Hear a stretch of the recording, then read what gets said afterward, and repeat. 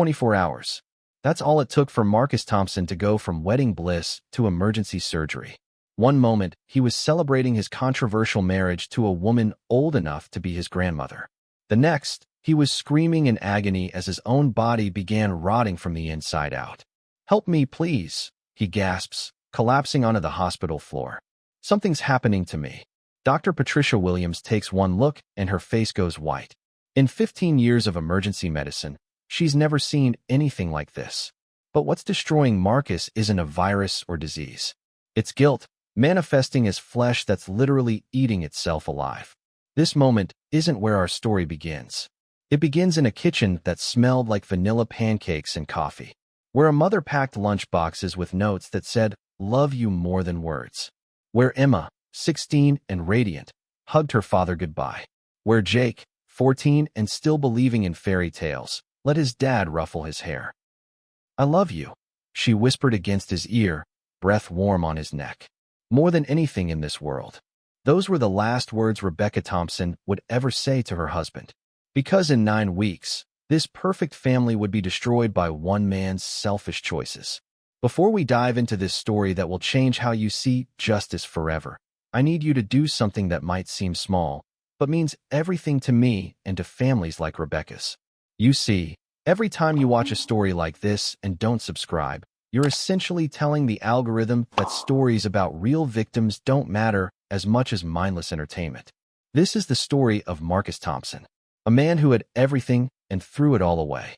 A man whose secrets would literally eat him alive. A man who discovered that some crimes are too toxic to keep buried. But first, we need to understand what perfect looked like.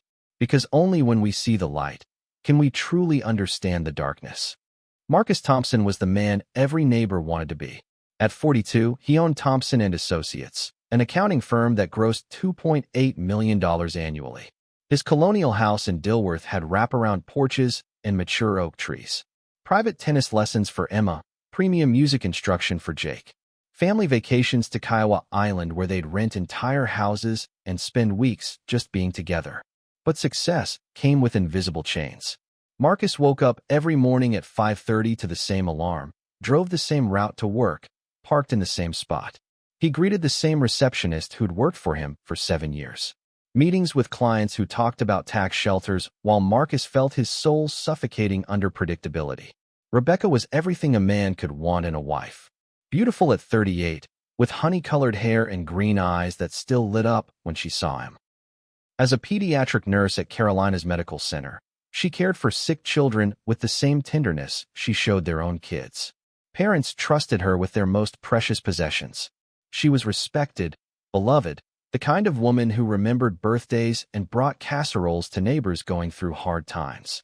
But after 18 years, their conversations had become scripts performed thousands of times. Work was fine, the kids were good. Did you remember to call the plumber? They made love on Tuesday nights and Saturday mornings with mechanical efficiency.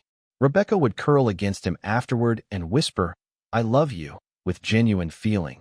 But Marcus felt like he was drowning in the safety of it all. Emma was 16 and perfect in ways that made other parents secretly envious. Honor roll every semester, captain of the varsity dance team, college scouts already calling. She had Rebecca's green eyes and Marcus's determination, plus natural grace that made everything look effortless. She volunteered at the animal shelter and still hugged her father goodnight. Emma believed in fairy tales because her parents had shown her that love could last forever. Jake was 14 and still thought his dad was the coolest person alive. He played trumpet with skill that surprised even Marcus. Jake could make that instrument sing in ways that brought tears to Rebecca's eyes during concerts.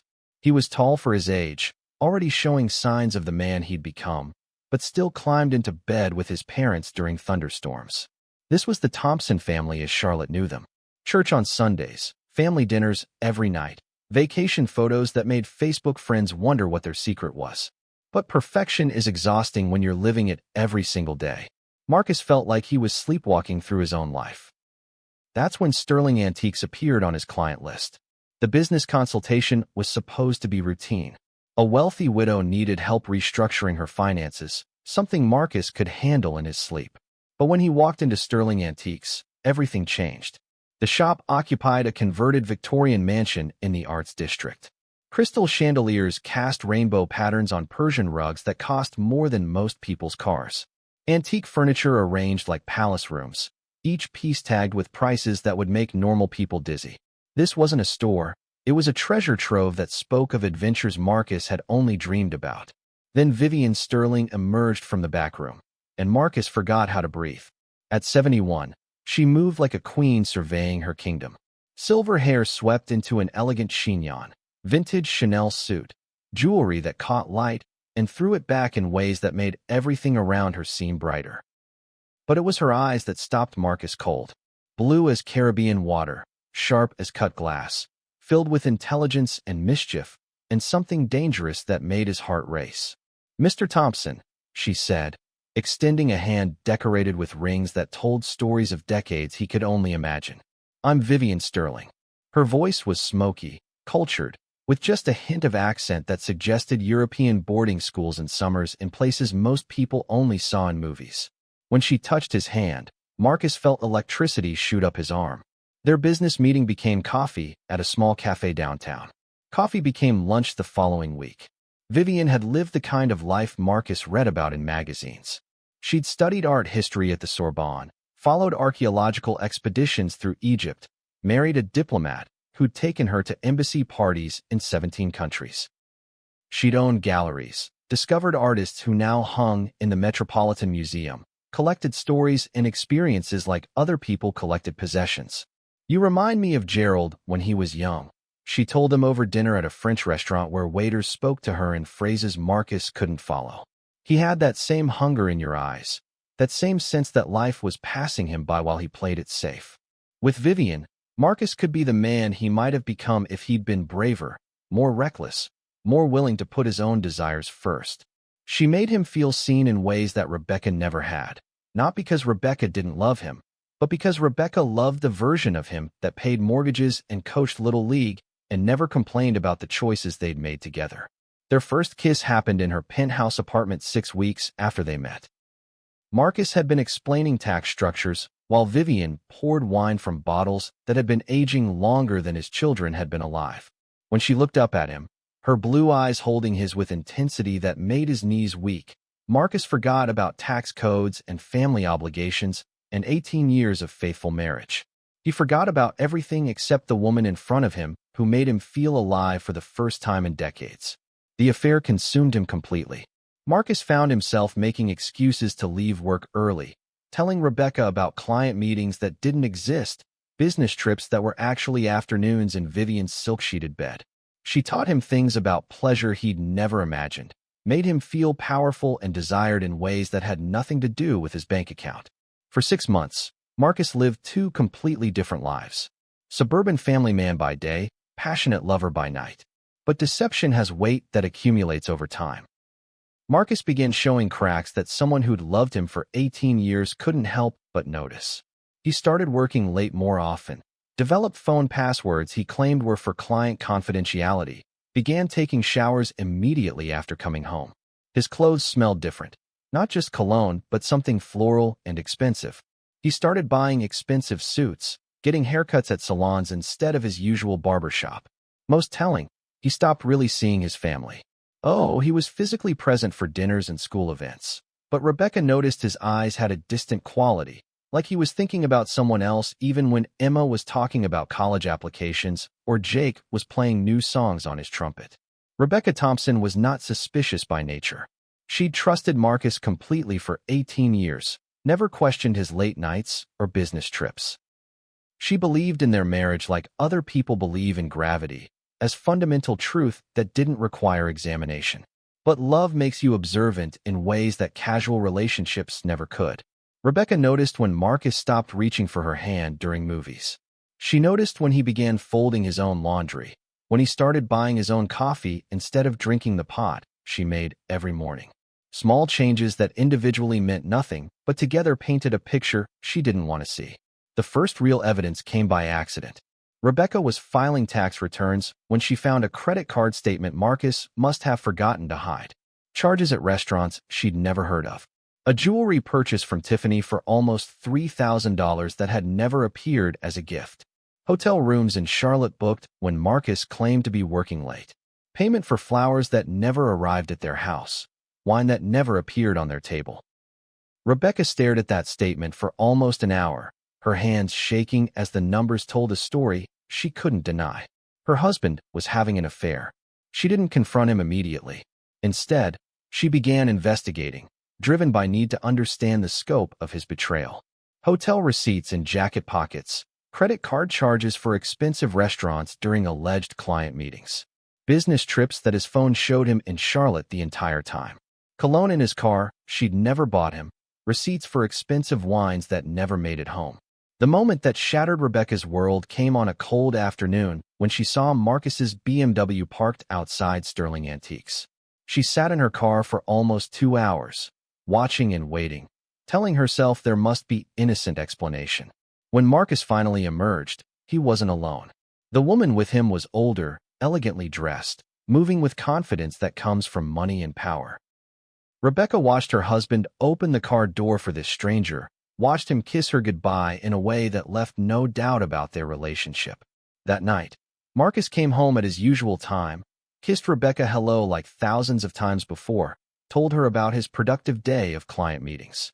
He helped Jake with homework, complimented Emma on her college essay, sat through dinner making ordinary conversation while Rebecca felt like she was drowning in his lies. Rebecca chose a Friday evening for confrontation because the children would be upstairs doing homework, giving them privacy to destroy their marriage without an audience. She'd rehearsed her words for days, practiced staying calm while presenting evidence that would force him to admit what she already knew. In none of her mental rehearsals did she imagine dying in her own kitchen. I know about her, Marcus. I know about the affair. Marcus's first instinct was denial. Rebecca, I don't know what you're talking about. These are business expenses, client entertainment. The denial hit Rebecca harder than she'd expected. After all the evidence she'd gathered, Marcus was going to look her in the eye and lie. Business expenses? What business meeting requires a $3,000 necklace from Tiffany? The argument escalated quickly, Rebecca demanding truth while Marcus continued denials, each lie making her angrier. The perfect suburban kitchen became a battlefield of accusations and desperate cover-ups.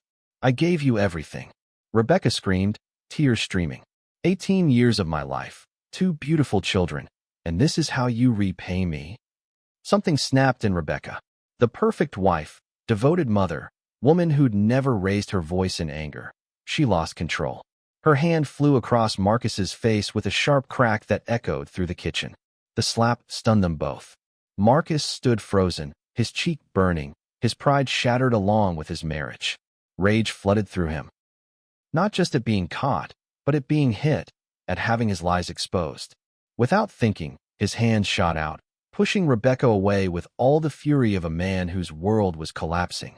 Rebecca stumbled backward, her feet tangling in the kitchen rug.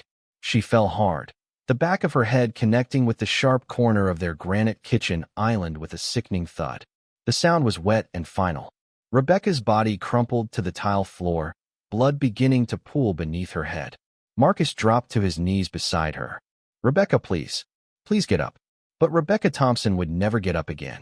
Marcus knelt beside Rebecca's body for exactly 90 seconds, his accounting mind automatically counting time while his heart shattered.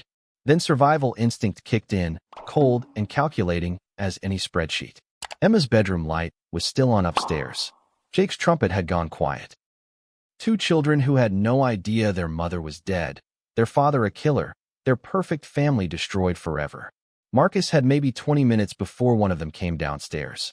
20 minutes to transform a crime scene back into a kitchen where nothing had happened. The kitchen rug had to go first.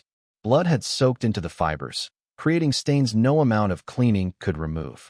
Marcus rolled Rebecca's body onto hardwood, bundled the rug into a garbage bag, carried it to his car trunk. The granite corner bore traces of blood and hair. Marcus cleaned it with bleach, scrubbing until his knuckles were raw, then rearranged bar stools to hide the chip where Rebecca's skull had made contact. He mopped the floor 3 times with different cleaning products, checking under cabinets for any trace of what had happened. The tile grout showed faint discoloration where blood had seeped between seams. Marcus got on hands and knees with a toothbrush and bleach solution, scrubbing each line until his back ached and his eyes burned from chemical fumes. Rebecca's body was the biggest problem. Deadweight, difficult to maneuver, and Marcus was no longer young or strong. He wrapped her in plastic sheeting from his garage, the kind he used to protect furniture when painting. The plastic crinkled with every movement, a sound impossibly loud in the quiet house. Lake Norman stretched for 32 miles north of Charlotte, with dozens of secluded coves and deep channels where things could disappear forever. Marcus chose a spot accessible by dirt road that ended at a small boat ramp rarely used after dark. The water was over 60 feet deep, just 50 yards from shore, cold enough to slow decomposition, murky enough to hide anything that sank to the bottom. Marcus worked in complete darkness, using only his phone light. Rebecca's body went into the lake weighted down with cinder blocks to ensure she'd never surface. He watched the plastic-wrapped bundle disappear beneath black water, carrying with it every trace of the woman who'd loved him faithfully for 18 years. When Marcus returned home just after midnight, he found Emma in the kitchen making a late-night snack. His daughter looked up when he walked through the door, face bright with trust that would be destroyed forever when she learned the truth about her father. "Hey, Dad, where did you go?" "I came down looking for Mom, but she wasn't here." Marcus's voice was steady when he answered. "Your mom got a call from Aunt Linda. Family emergency. She had to drive up to Greensboro tonight, but she'll call tomorrow morning." Emma nodded, accepting the lie because she had no reason to doubt her father. The next morning brought the most difficult performance of Marcus's life.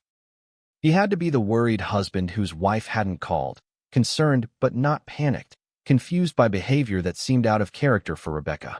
By Monday morning, Marcus filed the missing person report that would establish his alibi. He went to Charlotte Mecklenburg police looking like a man whose wife had vanished without explanation. Detective Sarah Chun took his statement, asking all the right questions. Marcus answered with perfect mixture of concern and confusion. Marcus organized search parties with neighbors and church friends. He printed flyers with Rebecca's photograph, distributed them at shopping centers throughout Charlotte. He gave interviews to local news stations, standing in front of his house looking like a devastated husband whose world had been destroyed by his wife's inexplicable disappearance. "Rebecca is the mother of our 2 children," he told Channel 9's morning show, voice cracking with apparent emotion. "She would never leave Emma and Jake without saying goodbye. Something has happened to her, and I won't stop looking until we find her." The performance was flawless. Marcus appeared on television as the perfect husband whose family had been shattered by tragedy. Neighbors rallied around him, bringing casseroles and offers to help with the children.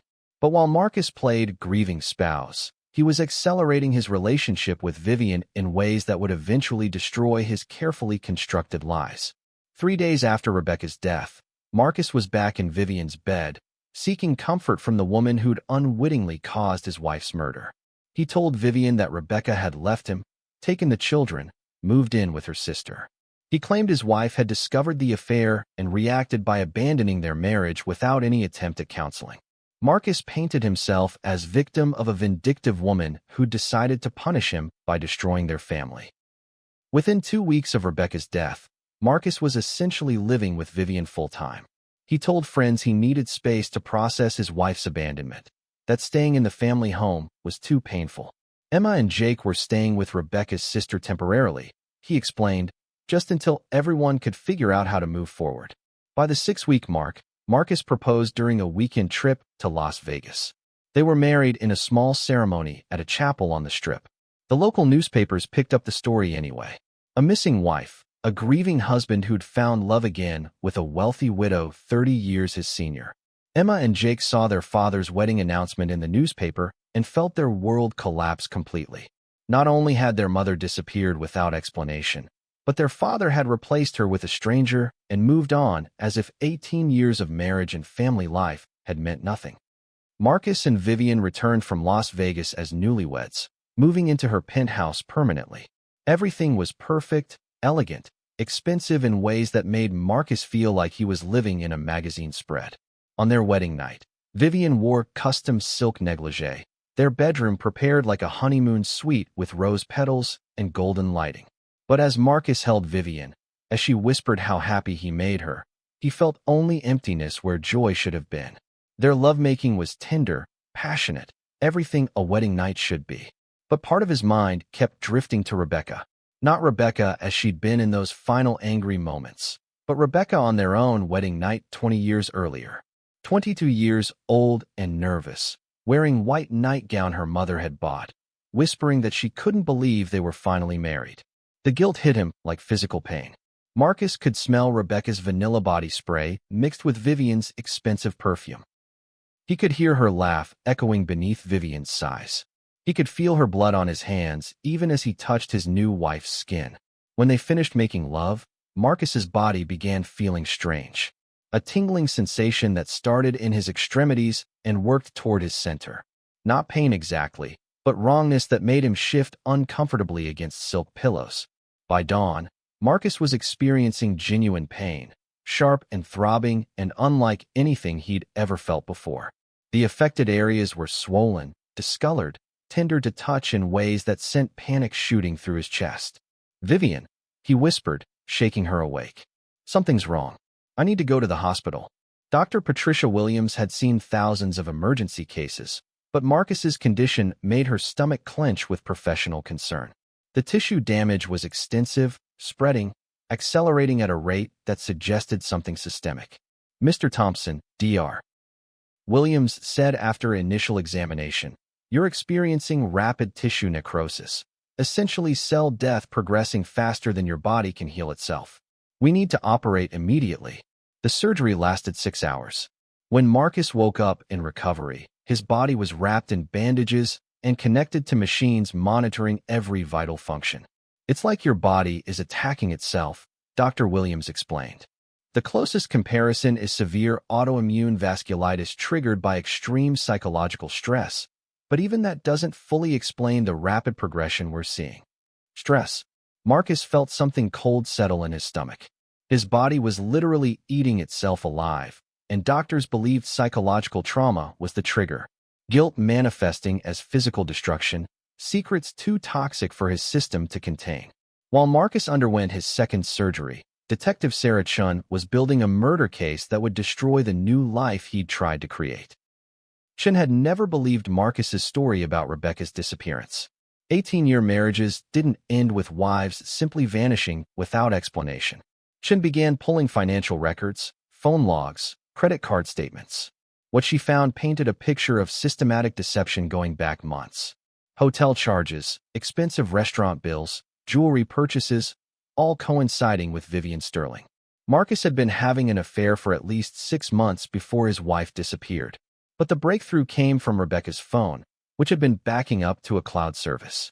The backup included Rebecca's final text message, sent to her sister just hours before she vanished, confronting Marcus tonight about the affair. "He's been lying to me for months. If something happens to me, make sure Emma and Jake know I love them more than life itself." Chen also received an anonymous tip from an elderly caller who claimed to have seen someone disposing of something heavy in Lake Norman 8 months earlier. The specific location and timeline made Chun organize a dive team to search the lake bottom. On the third day, divers found plastic sheeting wrapped around cinder blocks. Inside the plastic, they found what remained of Rebecca Thompson. The medical examiner confirmed Rebecca had died from blunt force trauma to the head, injuries consistent with falling and striking a hard surface with considerable force. Chen obtained arrest warrants for Marcus Thompson while he was still recovering from his third reconstructive surgery. She'd waited 8 months to build an airtight case, gathering evidence methodically while Marcus thought he'd gotten away with the perfect crime. Detective Sarah Chun walked into Marcus's hospital room while he was connected to monitors tracking every heartbeat. Vivian sat beside his bed reading from a travel magazine, her face brightening when Chun entered, hoping maybe this officer had news about medical specialists. "Marcus Thompson," Chun said, "you are under arrest for the murder of Rebecca Thompson." The words hit the room like an explosion. Marcus's eyes snapped open, face going white. The heart monitor began beeping frantically. Vivian stood so quickly her chair fell backward. "There must be some mistake," Vivian said, voice shaking. "My husband's wife left him. She abandoned their family." Chun pulled out a folder thick with evidence. "Rebecca Thompson didn't leave her family, Mrs. Sterling. She was murdered in her own kitchen and dumped in Lake Norman. We found her body 3 days ago." Vivian stumbled backward until she hit the wall, hands pressed against her mouth as truth crashed over her. The man she'd married was a killer. Everything he'd told her had been lies. "Marcus," Vivian whispered, voice breaking. "Tell me this isn't true." Marcus looked at her with eyes that held 8 months of guilt and deception, and Vivian saw the truth written across his face. The arrest made headlines across Charlotte and beyond. The story had everything: missing wife, grieving husband, scandalous remarriage, and now revelation that the whole thing had been an elaborate cover-up for murder. Marcus's medical condition became part of the story in ways that fascinated both legal experts and medical professionals. The trial began 11 months after Rebecca's murder, with media coverage that turned the courthouse into a circus. Marcus appeared wearing expensive suits Vivian had bought him, his appearance still showing effects of his condition despite multiple surgeries. He'd lost weight, moved carefully, showed visible signs of stress that had literally been eating him alive. The prosecution, led by District Attorney Jennifer Walsh, painted Marcus as cold-blooded killer who'd murdered his wife to avoid financial consequences of divorce. They presented evidence of his affair, his methodical planning, an elaborate cover-up, including disposing of Rebecca's body and using Vivian to establish an alibi. The most devastating testimony came from Emma and Jake, now 17 and 15, who described the father they'd once adored and the mother whose love had shaped every day of their childhood. Emma spoke barely above a whisper about Rebecca packing lunches with encouraging notes, attending every dance recital, planning surprise birthday parties that made each child feel like the center of the universe. Jake's testimony was angrier, his 15-year-old voice cracking with emotion as he described his father's abandonment after their mother's disappearance. "He took our mother away from us," Jake said, voice steady despite tears streaming down his face. "And then he took himself away too. He killed our family twice." Vivian testified as prosecution witness, wearing simple black dress, speaking in voice that carried decades of experience, but nothing had prepared her for discovering she'd been used as accessory to murder. "He made me complicit in covering up a murder," Vivian testified, blue eyes bright, with unshed tears. "I thought I was helping a man who'd been abandoned by his wife. Instead, I was helping a killer escape justice." Medical experts explained how extreme psychological stress could manifest as autoimmune responses attacking healthy tissue. Dr. Williams testified about Marcus's condition, describing how guilt and anxiety had literally caused his body to begin destroying itself. The jury deliberated for less than 8 hours before returning with verdict that surprised no one. Guilty of first-degree murder. Guilty of tampering with evidence. Guilty of filing false police reports. The multiple convictions carried sentences that would keep Marcus in prison for the rest of his natural life. When the judge read the sentence, Marcus showed no emotion. Emma and Jake sat in the gallery with their aunt, holding hands and crying with relief that their mother's killer would never be free to hurt anyone else. 5 years later, the ripple effects had created new lives for everyone touched by Marcus's crimes. Emma had graduated from nursing school with honors, following her mother's path into pediatric care at the same hospital where Rebecca had worked. She specialized in helping children whose families had been affected by domestic violence. Jake had earned full scholarship to study music at UNC Chapel Hill, playing trumpet in university orchestra. Before every concert, he dedicated his performance to Rebecca's memory, telling audiences about a mother who'd supported his musical dreams even when the family budget was tight. Vivian had used her wealth to establish the Rebecca Thompson Foundation, providing support for families affected by domestic violence and funding research into warning signs that might prevent future tragedies. She visited Marcus in prison once a year, not out of love or forgiveness, but to remind him of lives he'd destroyed. Marcus remained incarcerated at Central Prison, his medical condition requiring ongoing treatment. The tissue damage had left him permanently disfigured, serving as daily reminder of guilt that had literally eaten him alive. His health continued deteriorating as years passed, autoimmune responses triggered by stress and guilt that no medical intervention could completely resolve. The case became required reading in criminal justice programs, law schools, and medical schools across the country. Marcus Thompson's story was studied as an example of how guilt could manifest as physical symptoms, and how pursuit of selfish desires could destroy not just the perpetrator, but everyone connected to his crimes. The most profound lesson was that some secrets are too toxic to keep buried, that guilt has weight and substance and power to destroy from within. Marcus's own body had become evidence that convicted him, his flesh bearing witness to crimes his mind had tried to forget. In the end, Rebecca Thompson had been avenged not just by the legal system, but by the very nature of guilt itself. Marcus had thought he could kill his wife and move on without consequences. Instead, he discovered that some crimes poison the perpetrator as thoroughly as they destroy the victim. Sometimes the most perfect justice comes from within, delivered by a body that refuses to let the soul forget what it has done.